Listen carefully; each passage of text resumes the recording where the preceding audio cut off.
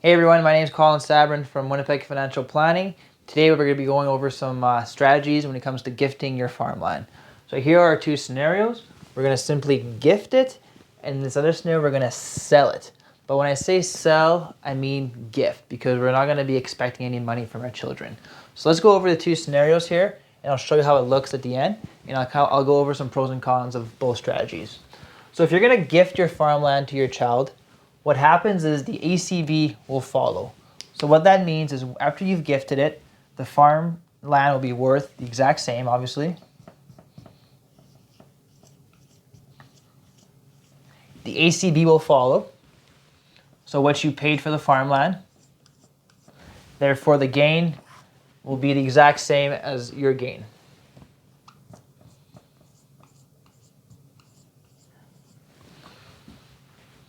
Okay, so you've gifted the farmland, you had a value of 1.5, you paid $500,000 for it 20 years ago. Today you have a gain of $1 million, you gift it to your child, everything basically follows, okay?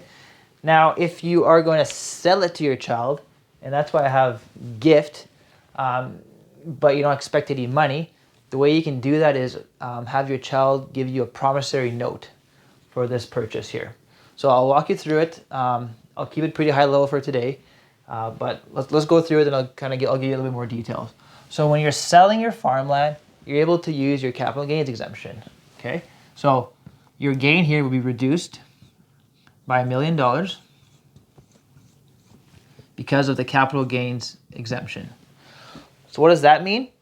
It means your child will be inheriting this land at a fair market value of $1.5 million. But with an adjusted cost base of $1.5 million as well.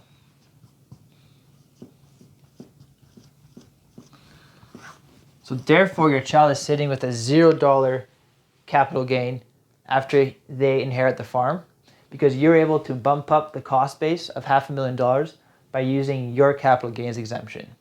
And from your perspective, this capital gains exemption has reduced your taxable income to zero. Okay, so you had a capital gain, but after the capital gains exemption, you don't have to pay any taxes. However, you will have to pay some AMT, and that's another subject for another day. Okay, so here are the two scenarios.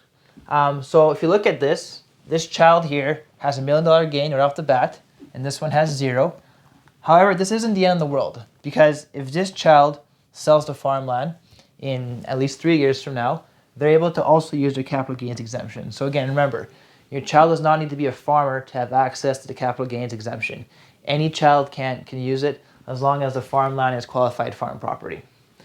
Okay, so this is okay if the farm child sells the farmland in a few years, but where it gets a little bit tricky is if the farmland continues to grow. So if we were to fast forward 10 years and they both are still holding on to this farmland here, but now they both want to sell, I'll show you what happens when it comes to the tax consequences. So let's say the land has grown from 1.5 million to 1.75 million. Okay, so the cost base is still the same.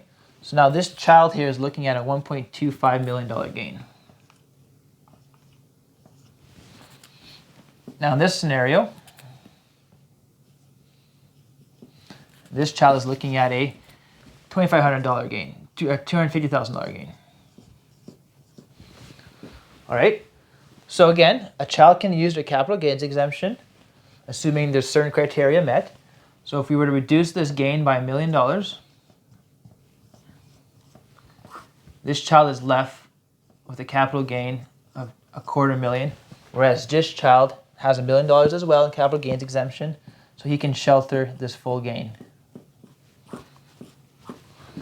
Okay, so because in this scenario, the cost base was able to get bumped up, there's no taxable event here when the child sells the farmland in the future.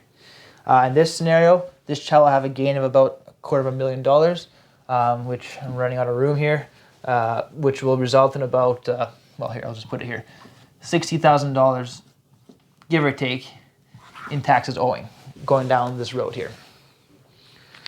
Okay, so does that mean you should always be going down this road when it comes to gifting some land to your kids? No, not necessarily. Okay, a couple reasons. you may want this to happen. You may want the cost base to follow because you may have used up your capital gains exemption already. So you may want to be able to use your capital gains exemption, your children's capital gains exemption. Okay, so this is a great strategy if you're looking to use your children's capital gains exemption. You don't want to bump up the land. You want to give it to them at cost so that they can use theirs. So you're still better off going through this way and only having a gain of $250,000 versus not transferring it at cost and triggering this whole capital gain because you don't have any exemption left. Okay, so that's one reason you'd want to do this. The second reason that you'd want to gift versus go down this road is because whenever you gift something, it doesn't. If you're concerned with your children getting divorced, it doesn't make up part of their marital property. So what I mean by that is if your child ever gets divorced, since this was gifted, and as long as they kept it separate, it could be safe in the event of a divorce.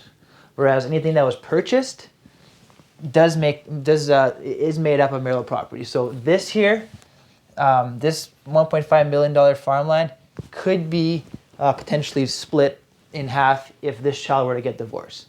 However, going back to the promissory note, what the promissory note does is it allows mom and dad to call this loan if they ever want to. So even though the child never paid $1.5 million for this, mom and dad were given a promissory note, which they're able to call at any point and actually demand this payment. So if your child ever gets divorced, they would be able to demand this payment, which would then reduce the value of your child's net worth, which would then put less into the whole marital pot there. However, again, kind of a complicated situation there, so I won't touch any more on that. But those are basically the two options here. If you want to give some farmland, there's pros and cons of both strategies. Make sure you discuss with your advisor to make sure that you know which one works best for you. So, till next time, have a great one.